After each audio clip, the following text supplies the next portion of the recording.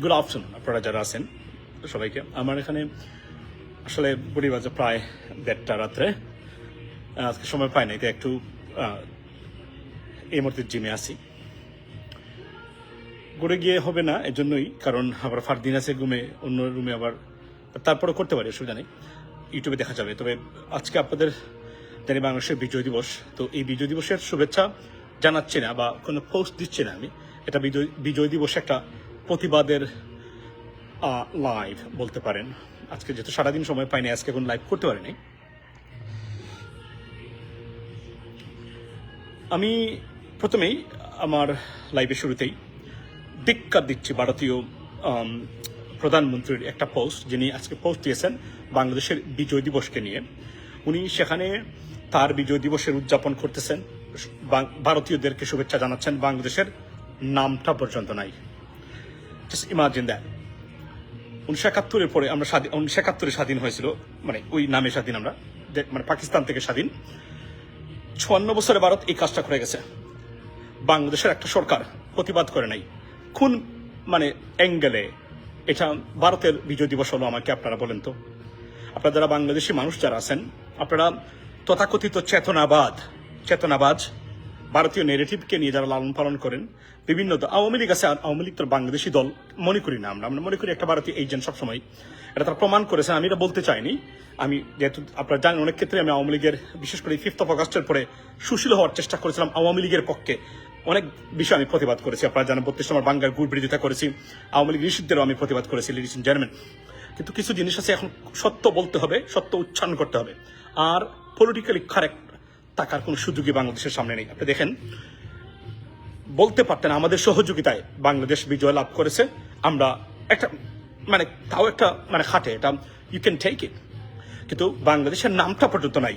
উনি বলছেন, আমি আজকে দায়িত্বহীন ভাষায় একটা শব্দ বলবো, আমার এই লাইভটা শেয়ার করে দিবেন, কে কি বললো আই ডোন্ট কেয়ার। আমি জানি এখানে ভারতীয় জিন আমাদের বাংলাদেশে অসংখ্য আছে। স্বাধীনতার পর থেকে আমরা যতটা না দেশপ্রেমিক বা জাতীয়তাবাদী শক্তিতে মানে উদ্ভূত করেছি, মানে তৈরি করেছি, তার চেয়ে বেশি আমাদের রাজনীতিতে দালাল তৈরি হয়েছে, ভারতীয় দালাল, এটা আমরা জানি, আপনারা জানেন সবাই।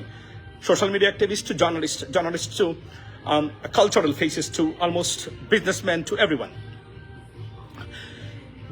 যেহেতু প্রতিবাদ করে নাই বাংলাদেশ গভর্নমেন্ট 54 বছরে, একই ভাষা উনি ইউজ করেন, একই ভাষায় উনি post then.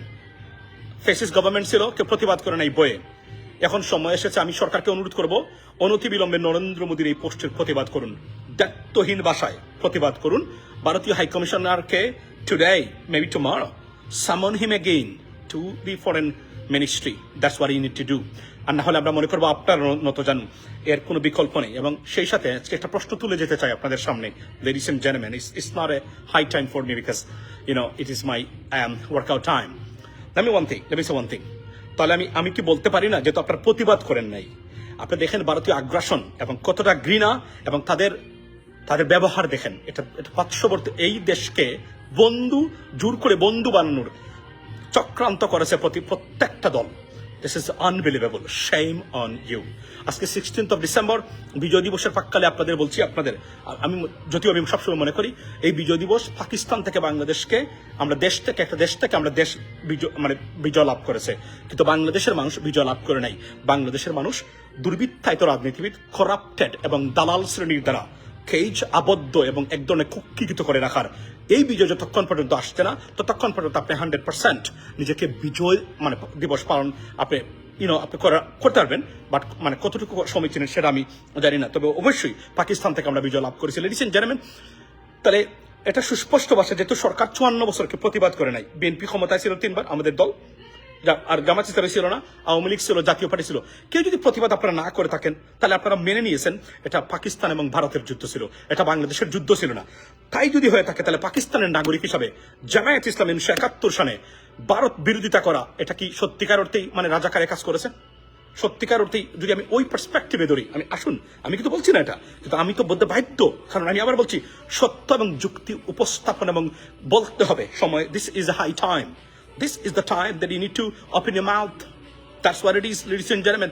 So for example, যদি তাই হয়ে থাকে, তারা বলতেছে এটা ভারত পাকিস্তানের যুদ্ধ এবং এটা বাংলাদেশের যুদ্ধ না, নামটা পর্যন্ত আনে নাই। জাস্ট ইমাজিন কতটা অদ্যতপূর্ণ। আর this is one kind of indirectly this is an aggression, it's a war on Bangladesh declared by India. That's what it is, ladies and gentlemen. So আমার প্রশ্ন হলো 1971 সালে যদি তাহলে মানে জামাত কি করেছে না করেছে সেটা মানে আমি পড়ে, মূল বিষয় হলো তারা পাকিস্তানের পক্ষে ছিল।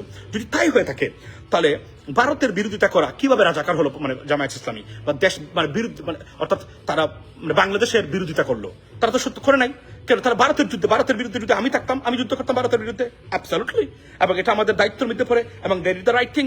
বরং পাকিস্তানকে আমি জামায়াত ইসলামকে তিরস্কার না করে আমি যদি বলি যেহেতু আপনারা 54 বছরে কোনোভাবেই প্রতিবাদ করেন নাই যে এটা আমাদের যুদ্ধ ছিল পাকিস্তানের সাথে বাংলাদেশের যুদ্ধ, তাহলে না মেনে নিয়েছেন। তাহলে যদি ভারত পাকিস্তানের যুদ্ধ হয়ে থাকে তাহলে মানে জামায়াত ইসলামের রাইট কাজ করেছে, বরং তিরস্কার না করে জামায়াত ইসলামকে ডেকে নিয়ে যমুনাতে নিয়ে কৃতজ্ঞতা প্রকাশ করার জন্য অনুরোধ জানালাম এই বর্তমান সরকারকে, যেহেতু আপনারাও এটার প্রতিবাদ করেন নাই। দ্যাট ইজ দ্য রিয়েলিটি এবং that why need to do, because আপনারা প্রতিবাদ করেন নাই। যদি করতেন যে এটা আমাদের যুদ্ধ, আপনারা সহযোগিতা করেছেন, thank you so much, but প্রতিবাদ কেউ করে নাই। এর মানে এটা ভারত পাকিস্তানের যুদ্ধ। ভারত পাকিস্তানের যুদ্ধে যদি জামায়াত বিরোধিতা করে থাকে they did the right thing, এবং তাদেরকে আমরা ওই ক্ষেত্রে বরং তিরস্কার নয় কৃতজ্ঞতা জানানো উচিত আজকের এই দিনে। আমার এই বক্তব্যটা আপনারা পৌঁছে দিবেন সবার কাছে। আর যদি কেউ যুক্তি খণ্ডাতে চান please come forward and throw your comments, I will definitely reply to that ইনশাল্লাহ। না হলে মানে ভারতীয় নেগেটিভ আর দালালি বাংলাদেশ আর চলবে না, আমরা এটা মানবো না। কেন মানবো না জানেন? আপনাদেরকে অসংখ্য ধন্যবাদ সত্য কথা বলার জন্য, থ্যাংক ইউ সো মাচ। হলো না আর না হলে, কারণ আমার বংশের মানুষ, আমার বাতিজা, আমার রিলেটিভস, আমার ব্লাড এখনো বাংলাদেশে রয়ে গেছে। We want to see a safe Bangladesh, progressive Bangladesh for everyone. So if so, আমরা definitely we have to settle this issue right now, and it is a high time, ladies and gentlemen. So আমি আবার বলছি জামায়াত ইসলামীকে তিরস্কার নয়, বরং আজকের এই দিনে তাদের এই ভূমিকার জন্য because it is certified by the Bangladeshi government too, পুরস্কৃত করা দরকার। That what is from me.